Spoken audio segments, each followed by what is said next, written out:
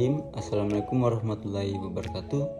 Perkenalkan, nama saya Muhammad Abdullah Bahri dengan NIM A1Q1211068. Saya dari kelas B. Di sini saya akan mempresentasikan materi kelompok 2 yang berjudul konsep individu dan kelompok. Baik, mungkin langsung saja. A. Pengertian individu. Individu adalah bagian terkecil dari kelompok masyarakat yang tak dapat dibagi lagi menjadi lebih kecil. Berdasarkan Kamus Besar Bahasa Indonesia, terdapat dua arti individu. Pertama, individu adalah seseorang pribadi. Arti individu adalah organisme yang hidupnya berdiri sendiri secara fisiologis. Ia bersifat bebas, tidak mempunyai hubungan organik dengan sesamanya. Sementara itu, secara etimologis, individu berasal dari bahasa Yunani individuum, yang berarti berbagi. Ciri-ciri individu secara umum adalah sebagai berikut. A. Individu memiliki pikiran, kehendak, hasrat, dan perasaan yang bisa menetapkan kenyataan aksi dari luar dan di dalam dirinya. B. Individu juga memiliki naluri untuk bertahan hidup, keinginan untuk mempertahankan keturunan, dan naluri untuk mencapai kepuasan. C. Individu memiliki raga atau jasmani yang bisa membedakan satu dengan lainnya.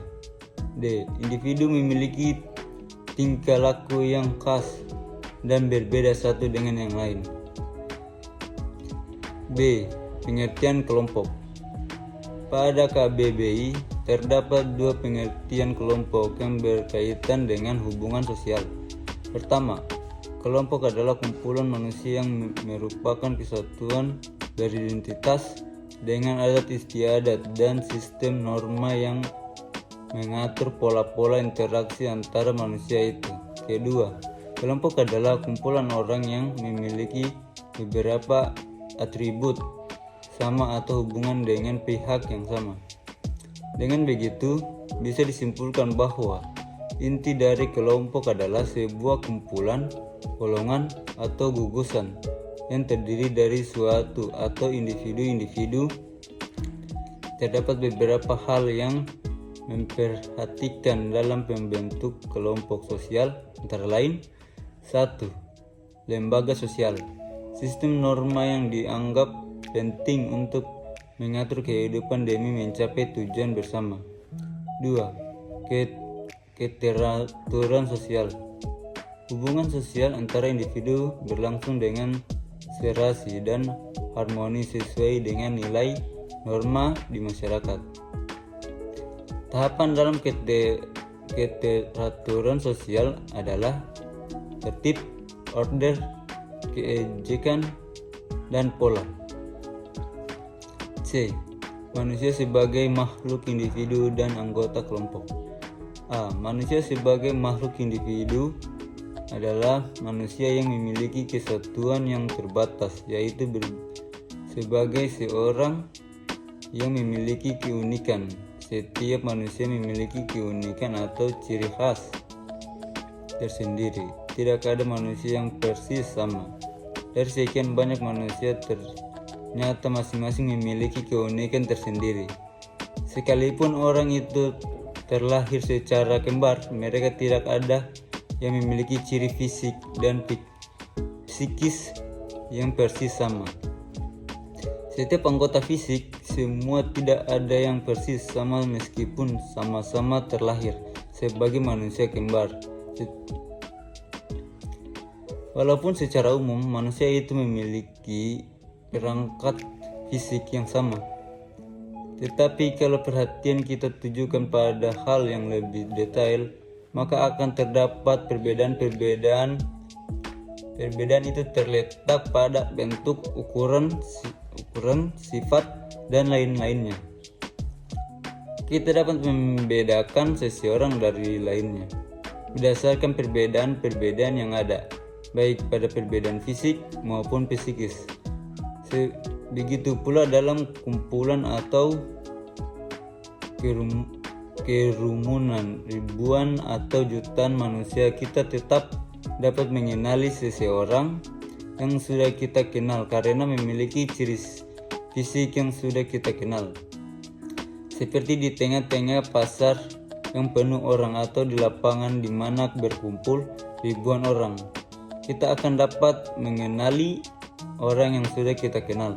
Sebaliknya, bila hal terjadi pada kumpulan atau kerumunan hewan atau binatang, sulit bagi kita untuk mengenali satu hewan di tengah ribuan hewan yang sejenis.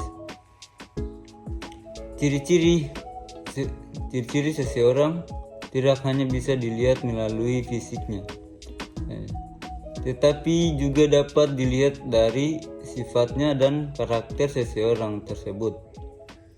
Jika dilihat dari fisiknya, seseorang dapat dibedakan menjadi orang yang gemuk, orang yang kurus, tinggi, langsing, pendek, mancung, tidak mancung, bermata sipit, bermata bundar, berkulit putih, hitam, atau berkulit sawo matang. Jika dilihat dari sifatnya, seseorang dapat dibedakan menjadi orang yang penyabar, pendiam, cerewet, sombong, pemalas, rajin, dan lainnya. B. Manusia sebagai anggota kelompok. Manusia selain dilahirkan seorang diri, tetapi manusia akhirnya harus bermasyarakat. Manusia tidak sama seperti makhluk lainnya, misalnya hewan. Hewan tidak membutuhkan pertolongan hewan lainnya untuk dapat hidup. Sejak hewan masih kecil, ia sudah dapat mencari makanannya sendiri. Ia sudah dapat berjalan sendiri dan pergi kemanapun, karena hewan dibekali naluri kehewanannya dan alat-alat fisik yang dapat menunjuk kemandiriannya dari dapat memenuhi kebutuhan sendiri. Tetapi manusia tidak demikian.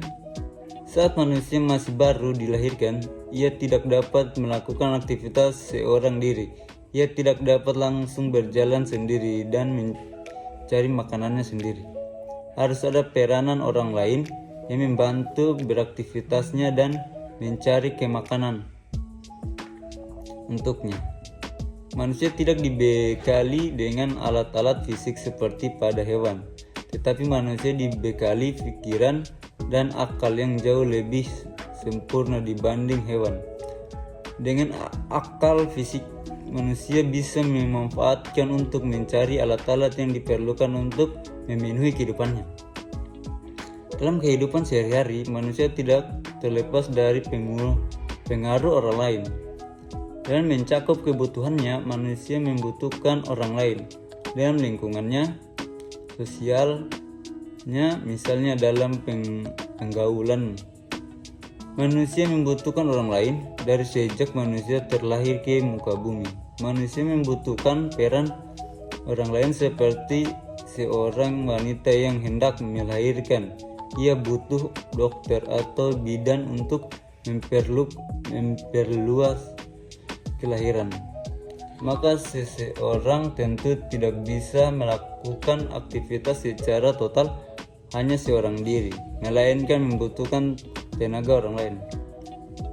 Karena manusia adalah makhluk sosial, mereka berinteraksi dengan yang lain, tetapi tidak selamanya.